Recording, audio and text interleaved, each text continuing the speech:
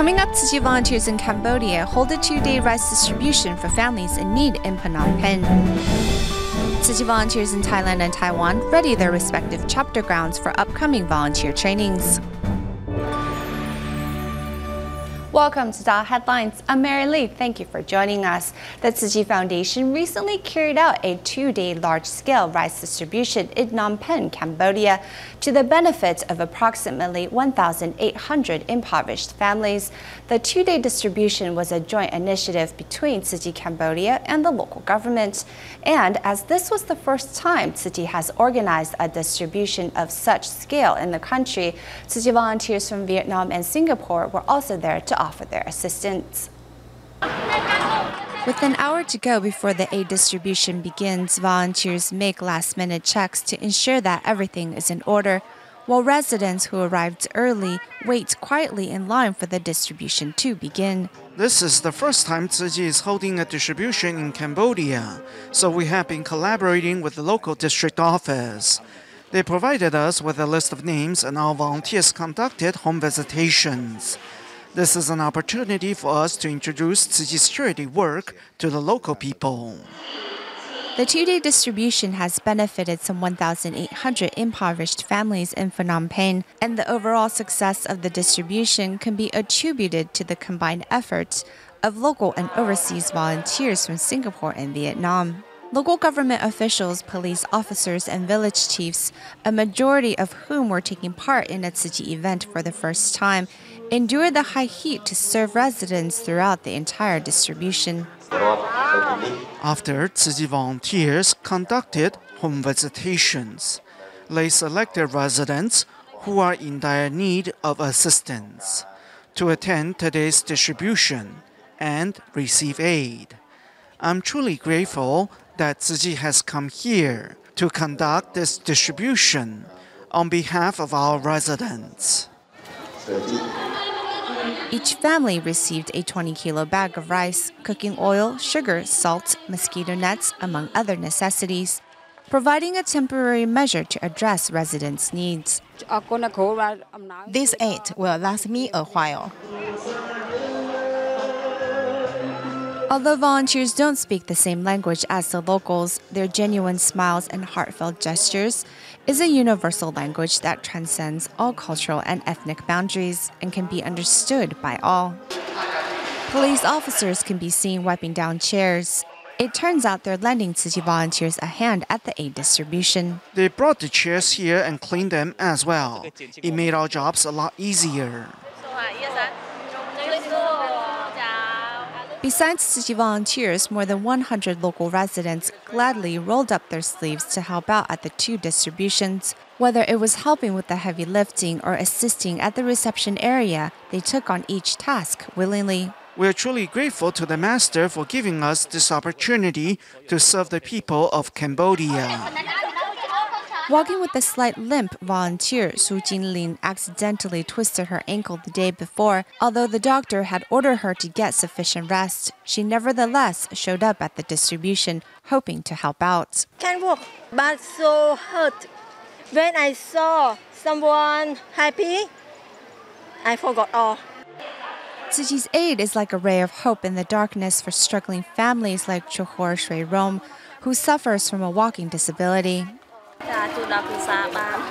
Things have been difficult for us at home. My husband suffers from medical problems, and he often breathes things. Apart from providing residents with material assistance, Tzu Chi volunteers have also filled their hearts with love. Because I am an orphan, I was extremely touched when I heard the song, "We Are One Family." I felt that familiar warmth you volunteers bring. Although the distribution may be just a temporary solution to help residents through difficult times, Tzu Chi's love, however, will forever remain in their hearts. Staying in Southeast Asia, 5 years ago, Burmese farmer Yu Mien Ai, who lives in Sit Bin Quin village, received rice seeds from the Tzu Chi Foundation. Since then, he and his wife have been saving a 50 Burmese kyat bill every day in the hope that he can one day donate the money to Tzu Chi.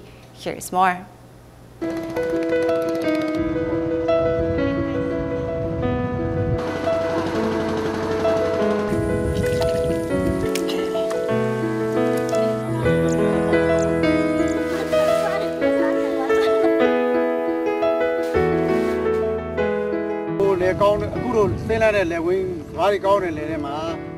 Standing in my fertile paddy makes me very, very happy. I'm deeply grateful to Tzu Chi volunteers for the help they provided me.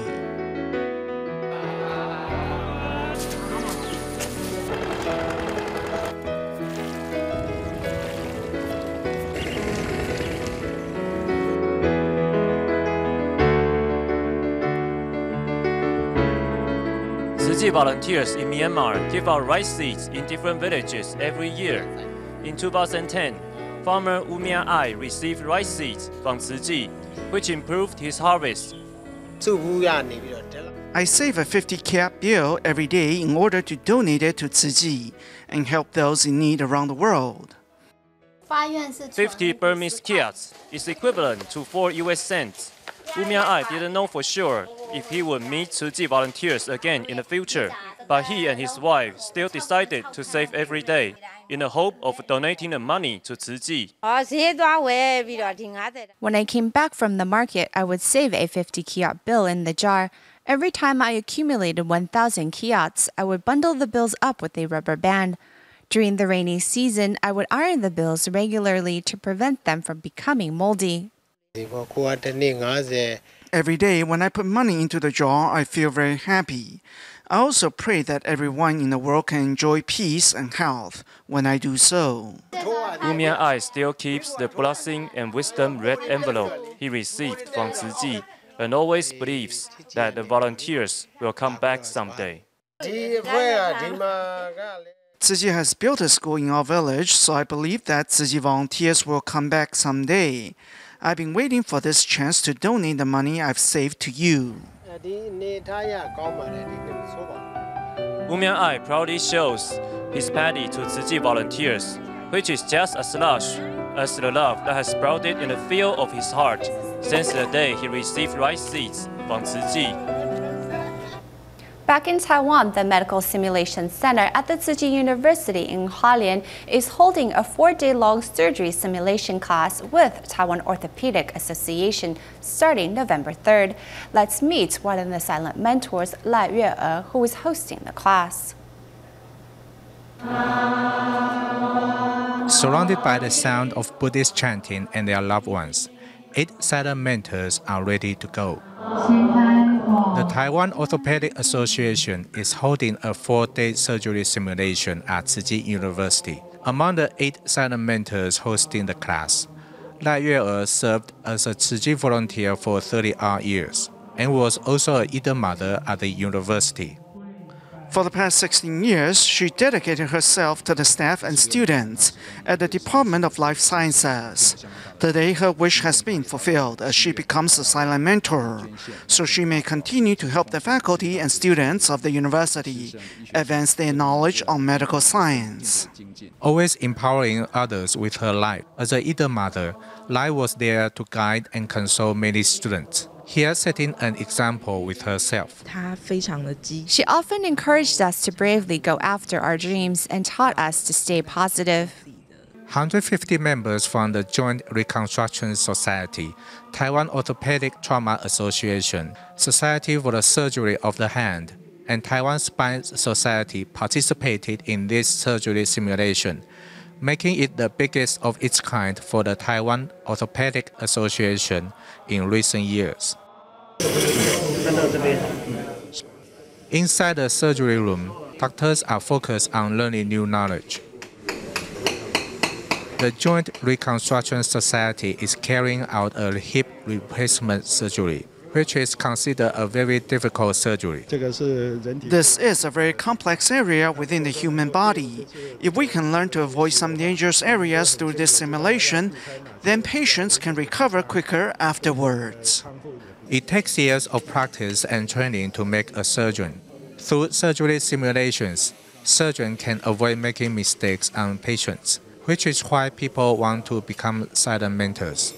I can feel all of us are being reminded of our aspiration when we chose to become doctors. I believe when everyone returns to their post, they will respect life more. The selfless love of the 8 silent mentors hosting this surgery simulation will help these doctors advance their skills and give meaning to the sacrifices made by these teachers who taught in silence.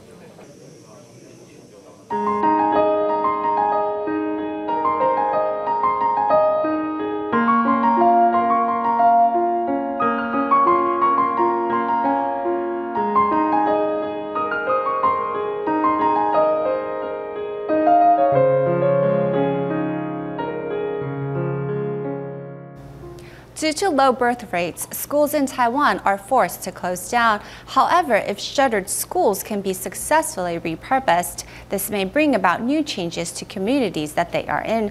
Today, we see how a shuttered school in New Taipei City has been successfully repurposed. The number of shuttered schools in Taiwan is approaching 250.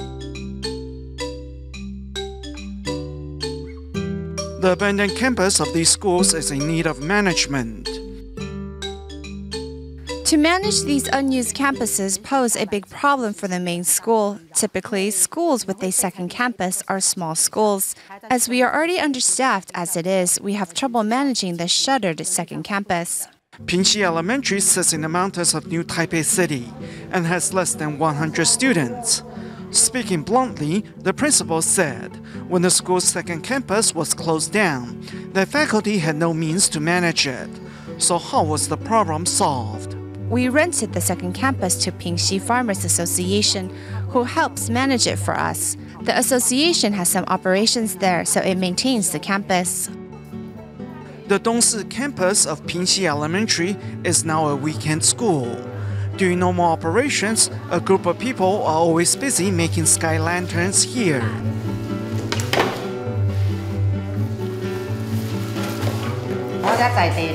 I was born and raised here. I graduated from this school. So was he. 60-year-old Miss Pan said it is hard to find a job in an isolated community like Pingxi. But thanks to repurposing shuttered schools, now there are new job opportunities. By combining the abandoned campus with local industry, a new community center is established here. This basket is for collecting tea leaves. We put it right on our waist so tea leaves can go in easily as they are collected. This one is for adults while this one is for children. This old school's rebirth does not simply rely on local agriculture alone. The school also serves as a camping ground to tourists, and this is only possible thanks to 10 years of hard work invested by the community. These rooms used to be teachers' dormitory. The Farmers Association renovated the rooms and put in new flooring and furniture. The association must have invested nearly $300,000 in renovating and managing this campus, as it was in poor condition. The successful repurposing of the Dongsi campus has set the benchmark for all future repurposing projects. Through such a method, New Taipei City can successfully reactivate these abandoned schools. We have successfully repurposed 16 formerly shuttered schools. According to the Ministry of Education, of the country's 241 shuttered schools, 217 have been repurposed. Unfortunately, the number of schools closing down will only continue to increase. Upstream of the Feichui Reservoir sits the Taiping campus of Shuangxi Elementary School, which has been abandoned for 17 years. No one wants to come here. It's hopeless. Shuangxi is the place to go. Overgrown weed is everywhere inside the school. The dilapidated podium, the fallen flagpole, and sinks without faucets. It is clear that no one is in charge here. Yet there are still flyers that advertise outdoor activities here. The town of Shuangxi is one of New Taipei City's fastest aging townships. The Taiping campus was forced to close down due to population exodus and low birth rates. Unmanaged, it can easily become a breeding ground for criminal activities. Such story is not uncommon in Taiwan's remote townships. I think it really boils down to land usage. We should look at the problem microscopically instead, and make it a part of the country's overall urban and rural development plan. If properly repurposed, a shuttered school can help breathe new life into a community. But if left unmanaged, it will instead harbor criminal activities. Although the choice is clear, it will still take some time and plenty of hard work to successfully repurpose all the shuttered schools. As intensive volunteer trainings are about to take place in both Taiwan and Thailand, local Tzu Chi volunteers of various Tzu Chi chapter grounds rolled up their sleeves to clean up the venues in order to give their Dharma family members a warm welcome. Some volunteers are sweeping the floor, while others are mopping. Overseas volunteers are coming back soon, and we are preparing for their homecoming. These volunteers are even making sure that the ceiling fans are dust-free.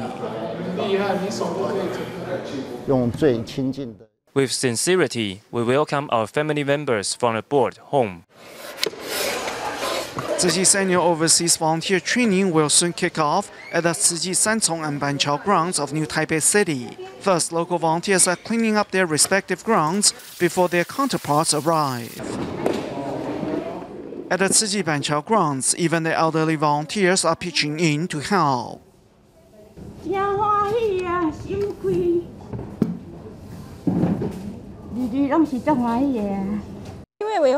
The overseas family members are coming home, so we are cleaning up a bit to welcome them.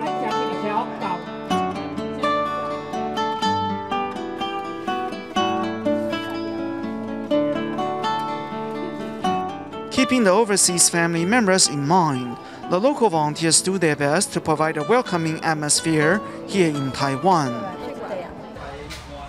Meanwhile, in Bangkok, Thailand, volunteers are planting some greenery. Inside the Jinsi Hall, volunteers are ensuring each corner is spotless and dust-free. Using a vacuum cleaner, volunteers make sure no corner is left dusty. We don't have many volunteers to help, but everyone was willing to do their share of the work. We try to make each task as easy as possible for the volunteers, so that we can get more done. Although the Jinsi Hall is only scheduled to open to members of the public at the end of the year, the Tzu Chi Thailand chapter is first using the venue to hold an upcoming intensive volunteer training. This volunteer training is held in our new home. We hope that all those who come here can love and care for our new home just as much as we do. We were unable to lay the turf, but we thought these short shrubs can serve as greenery just as well. It's pleasing to the eye.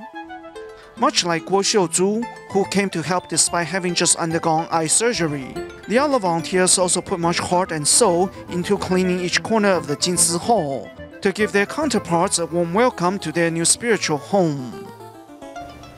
In Taipei's Wensan district, there exist many desolate corners which are often neglected by society. Tzu Chi volunteers recently received word of the condition of Mrs. Su's home from the local borough chief, and thus paid the resident a visit to see how they could help. After an assessment of her home, the volunteers decided to cover her roof with a plastic tarp to avoid leaks whenever it rains.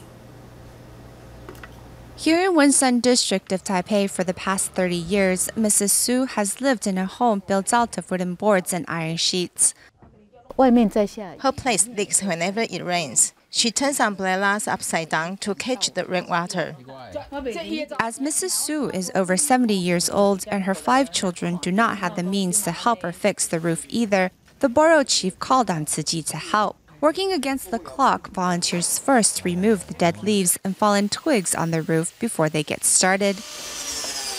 Although it was drizzling today, we still came to fix it. If we didn't and it starts pouring later, the resident would still be affected.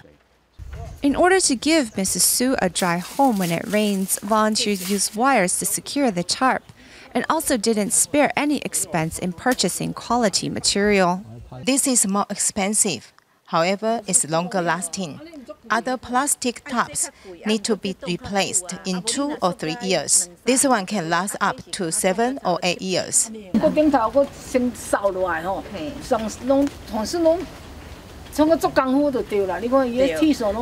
Spending one morning to complete the work, volunteers ensure that Mrs. Su no longer have to worry about leaks when it rains. The volunteers can also rest easy in knowing that they did a good job. Actually, there are many desolate corners that often go unnoticed.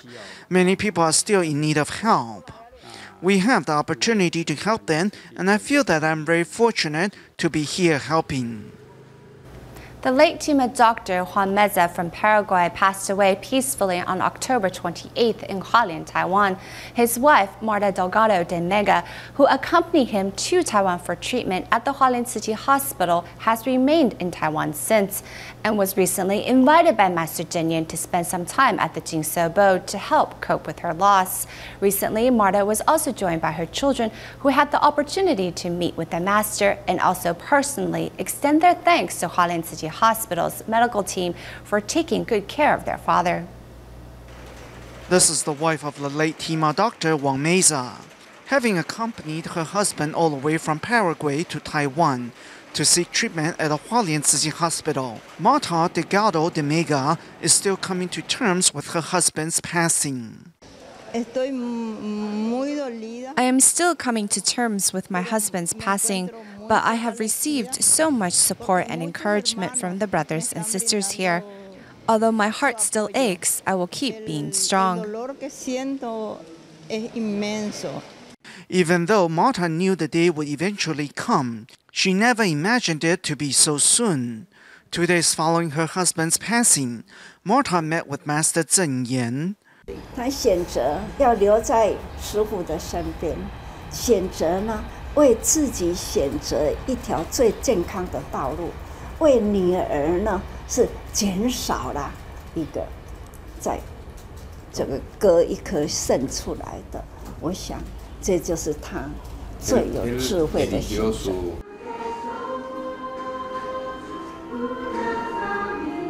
Reminded of Dr. Meza's compassion and kindness, his children and the medical team and volunteers who cared for him during his time in the hospital could no longer hold back their tears. Our whole family is extremely grateful to Tzu Chi for caring for my father when he was ill. We also want to extend our thanks to the entire medical team at the Hualien Tzu Chi Hospital.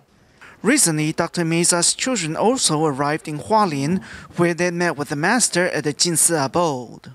They came dressed in a Tima uniform, hoping to continue Tzu Chi's medical mission on behalf of their father back home.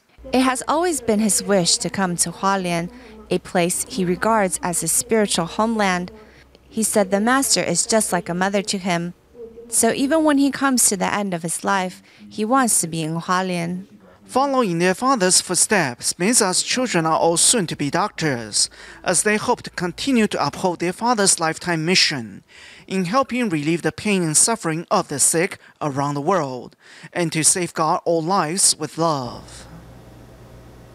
Recently, Tzu Chi volunteers from Taiwan's澎湖area held a New Shoot Scholarship Awards ceremony in the archipelago to give a total of 45 students from impoverished families a chance to continue their studies without worry. We will leave you with these images at the end of the program. Thank you for watching DaAi Headlines. Goodbye.